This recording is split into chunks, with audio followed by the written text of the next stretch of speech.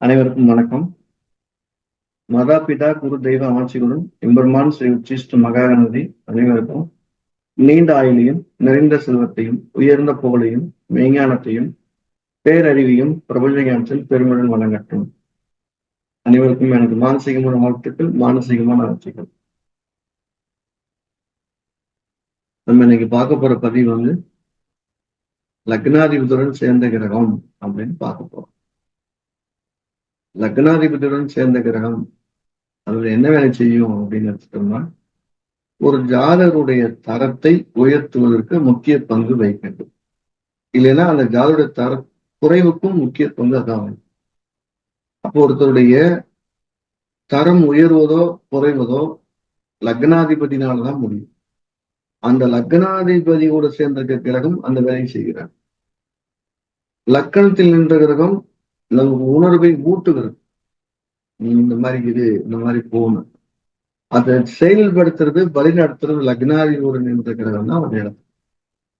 உதாரணம், லக்னாதிபதியோட ஒரு சனி இருக்காருன்னு வச்சுக்கோ.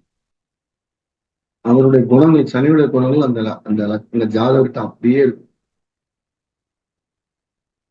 ஆன்மீகத்துல இருப்பாரு, சுத்தமா இருக்கணும்னு தோணாது, வேலை செஞ்சுட்டே இருக்கணும்னு தோணும், பணத்தை பணமா நினைக்க மாட்டார், இதெல்லாம் இருக்கும். அதே லக்னாதிபதியோட சூரியன் இருக்காருன்னா வேலை செய்யறாரு செய்யலையோ கெத்தா இருப்பாரு, அப்படியே ஒரு பொறுமையா இருப்பாரு, அந்த வேலையும் செய்யும். நம்ம ஜிகேஸ்ட் என்ன பண்ணுது அப்படின்னா, எல்லாருக்கும் ஜோதிடம் போயிடுச்சு வரணும் அப்படிங்கிறதுக்காக அடிப்படை விஷயங்களை ரொம்ப எளிமைப்படுத்தி, எந்த விதமான கணிதங்களும் இல்லாம எல்லாத்துக்கும் போய் சேரணுங்கிறதுக்காக எளிமைப்படுத்தி சிறந்த பாடத்திட்டங்களை ஒவ்வொரு மாதமும் ஒரு புது ஆய்வுகள் அப்படியே டெவலப் பண்ணிக்கிறோம். அதை போல ஒரு வகுப்பா சொல்லிடுவோம். அப்ப ஜோதிடத்துடைய அடிப்படை ஒருத்தர் நல்லா தெரிஞ்சுக்கிட்டாருன்னா அவருடைய வாழ்க்கையோட தரம் கண்டிப்பா உயரும். ஜோதிடம் படிப்பதற்கு முன் உங்களுடைய நிலைமை, ஜோதிடம் படிப்பதற்கு பின் உங்க நிலைமை கம்பேர் பண்ணா கண்டிப்பா வித்தியாசம். அப்படி ஒரு குவாலிட்டியான கல்வியை நம்ம ஜிகாஸ்டோ கொடுத்துட்டு. அதாவது ஜோதிடம் படிக்கணும்னு விரும்புறீங்கன்னா ஏப்ரல் 28 மாலை ஆன்லைன் வகுப்பு நடக்க ரெடியா இருக்குது. கீழே நம்பரை தொடர்பு கொண்டு உங்க நம்பரை பதிவு செய்துக்கலாம். இதன் மூலம் நீங்க அடுத்த கட்டத்துக்கு போறது நிச்சயம் உறுதி செய்யப்படும் ஒரு அற்புதமான வழிகாட்டியா இருக்கும் அப்படின்னு சொல்லிட்டு நம்ம பதிவை தொடருவோம். அப்ப லக்னாதிபதியோட சூரியன் இருக்காரு அப்படிங்கிற பட்சத்துல வேலைக்கு போனாலும் போகாட்டணும், வசதி இருந்தால் இல்லைனாலும் ஒரு கெட்ட மைண்டன் தோணும். அவர் நெட்ல போய் நின்னாலே அவருக்கு ஒரு தனி மரியாதை அதை ஏற்படுத்தி கொடுத்துரும். அவர் பார்த்தோன்னே மற்றவங்களுக்கு ஒரு மரியாதை கொடுக்கணுங்கிற எண்ணத்தை அது கண்டிப்பா கொடுக்கும். அது ஒண்ணு. அதே அந்த லக்னாதிபதியோட சந்திரன் தாருன்னா அவர் எல்லாத்தையுமே ரசிக்கிற மாதிரி நடந்துக்கணும் அப்படின்னு தோணும், எல்லாத்தையுமே உபசரிக்கணும்னு தோணும், மற்றவங்களுக்கு ஒரு மரியாதை செலுத்தணும்னு தோணும். அவர் ஒரு இடத்துல நிக்க மாட்டார், அப்படியே மூவ் ஆகிட்டே இருப்பார். அவருடைய செய்யக்கூடிய செயல்கள்ல பாதி உண்மையாவும் பாதி பொய்யாவும் எப்பவுமே தெரியும். ஆனா அவருக்கான மதிப்பு கூடிக்கிட்டே இருக்கும். அதே லக்னாதிபதி கூட ஒரு செவ்வாய் சேர்றாருன்னா அவர் திடகாத்திரமராகவும் ஒரு ஈகோ பிடிச்சவராகவும் ரொம்ப பிடிவாத குணம் மிக்கவராகவும் கோபக்காராகவும் பிரதிபலிப்பார். நேரம் கருதி எந்த வேலையுமே நேரத்துப்படி நடக்கணுங்கிற ரொம்ப டைட்டா இருப்பார். சொத்து பத்துக்களை சேர்க்கணும், சமுதாயத்துல பெரிய ஆகணும், பங்காளி நல்ல பேர் எடுக்கணும் அப்படின்னு தன்னுடைய கட்டமைப்பை மேலும் டைட் பண்ணிக்கிட்டே வருவார், விரிவுபடுத்திக்கிட்டே இருப்பார். அதே லக்னாதிபதி சுக்கரன் சென்றிருந்தா அப்படியே ஆடம்பரமா ஜாலியா சொகுசா இருக்குன்னு நினைப்பார். எல்லாரும் நம்மள ரசிக்கணும்னு நினைப்பார். சூரியன் மதிக்கணும்னு நினைக்குது, இல்ல ரசிக்கணும்னு நினைக்குது. அவருடைய மேக்கப், அவருடைய சென்ட், அவருடைய வாசனை தேவைங்களே அவருக்கு லக்னாதிபதி சுக்கரன் இருக்காருன்னு தெரிஞ்சு மொத்த வீடே கஷ்டப்பட்டாலும் அவர் அங்க போய் கஷ்டப்படாம இருக்கிறதுக்கு என்ன வழியோ அதெல்லாம் அவர் உட்கார்ந்து இருப்பார். ஒரு இடத்துல யாருக்குமே உட்கார்றதுக்கு இடம் சரியா இல்லைன்னா கூட அவர் அந்த இடத்துல ஒரு கல்லை போட்டு அது ஒரு கட்டையை போட்டு உட்காரும். அது அவருக்கான ஒரு சொகுசான இடமா இருக்கும். அந்த சொகுசு வாழ்க்கை அவர் மனசு விரும்பிக்கிட்டே இருக்கும். அதே லக்னாதிபதி புதன் இருந்தா அவர் தன்னை அறிவாளியா காட்டிக்கணும் அப்படின்னு இருப்பார். அவர்கிட்ட யாராவது போய் பேசினா ஜாலியா இருக்கு, சந்தோஷமா இருக்குங்கிறத உணர்வை கொடுக்கணும்னு இருப்பார்.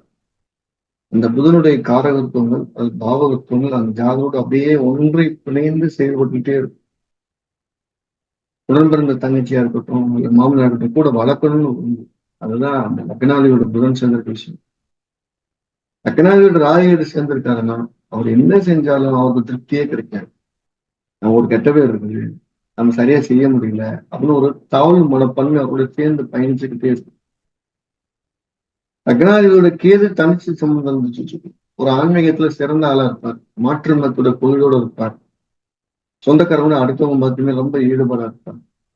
ஒன்னு பிடிச்சா கெட்டியா பிடிச்சிருவார். சிவன் தான் கடவுள்னா சிவனை மட்டும்தான் கும்பிடுவார். அந்த கேது அந்த ஒரு ஒரு மார்க்கத்தை தீவிரமாக ரசிப்பதை குறிக்கும். அவரு கட்சியில இருந்தா என் கட்சி தான் பெருசுங்க, என்ன வேணாலும் இறங்கி செய்யணும். இப்போ லக்னாதிபதியோட சேர்ந்த கிரகம் எதுவோ அது தன்னுடைய குணத்தை, தன்னுடைய செயல்பாட்டை, தன்னுடைய நிகழ்வுகளை ஜாதருக்கு முழுமையாக தருகிறது. அந்த ஜாதருடைய செயல்பாடு முடிச்சுப்பட்டு எடுத்து பார்த்தா நீங்க லக்னாதிபதி சேர்ந்த கிரகத்துடைய செயல்பாடு பளிச்சுன்னு தெரியும். பளிச்சுன்னு தெரியும். ஒரு 3 பேர் ஒரு இடத்துக்கு போறாங்க. ஒருத்தருடைய லக்னாதிபதியோட சனி சம்மந்தப்பட்டிருக்கு, இன்னொரு லக்னாதிபதியோட சூரியன் சம்மந்தப்பட்டிருக்கு, இன்னொரு லக்னாதிபதியோட சுக்கிரன் சம்மந்தப்பட்டிருக்குன்னா சனி சம்பந்தப்பட்ட தலையை அப்படியே அள்ளி கோதி விட்டுட்டு போயிட்டே இருக்கான். சூரியன் சம்பந்தப்பட்டவர் நீட்டை வெட்டி அதுக்கு ஒரு கார் போட்டு நீட்டா அதுக்கு மாதிரி தகுந்த மாதிரி கெத்தா போகணும், சட்டையெல்லாம் அயன் பண்ணி போவான். அதே சுக்கிரன் சேர்ந்திருக்கவர் என்ன செஞ்சிருப்பான்னா பவுடர் எடுத்து சென்று போட்டு பொட்டு வச்சு அப்படியே தலையை நீட்டா பண்ணி பதில் எடுத்து எண்ணெய் வச்சு அப்படியே குழு குழுன்னு போவார். அப்ப அந்த 3 பேரும் போற இடம் ஒரு இடத்துக்கு தான், அந்த போற விதம் வேறையா இருக்கும் அப்படின்னு சொல்லி.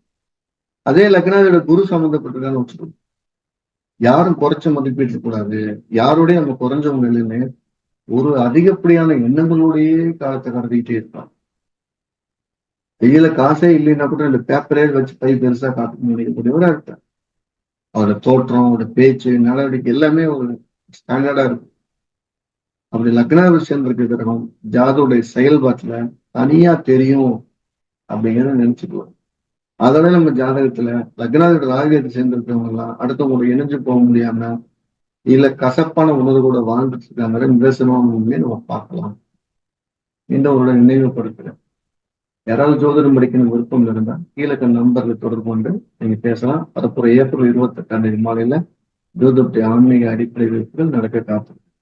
என்ன ஆன்மீக ஜோதிடம் எப்படின்னா இந்த சொல்லிக் கொடுக்குறது ஒரு ஸ்பிரிச்சுவல் எனர்ஜியோட தான் சொல்லிக் கொடுப்போம்.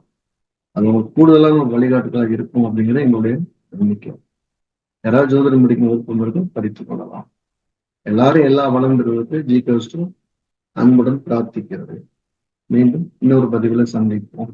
எல்லா வல்ல எம்பெருமான் ஸ்ரீ உச்சிஷ்ட மகாகணபதி அனைவருக்கும் நீண்ட ஆயுளையும் நிறைந்த செல்வத்தையும் உயர்ந்த புகழையும் மெய்ஞானத்தையும் பேரறிவையும் பிரபஞ்ச அறிவையும் பெருமளவு வழங்கட்டும். அனைவருக்கும் மானசீகமான வாழ்த்துக்கள், மானசீகமான அரசு.